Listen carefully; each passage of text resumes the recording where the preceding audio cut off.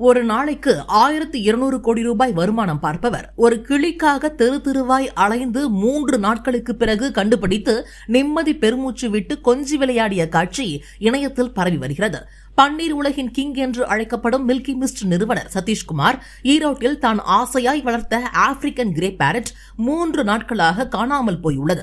அதனை வீதி வீதியாய் தேடி திரிந்த அவர் ஒரு வழியாக அது ஒரு மரத்தின் மீது அமர்ந்துள்ளதை கண்டுபிடித்தார். அப்போது தனக்கே ஊறிய பாஷையில் விசில் அடித்து அதை அழைத்த போது அது பறந்து வந்து தோளில் அமர்ந்து அவரை தழுவி கொண்டது காண்போரை கண்கலங்க வைத்தது.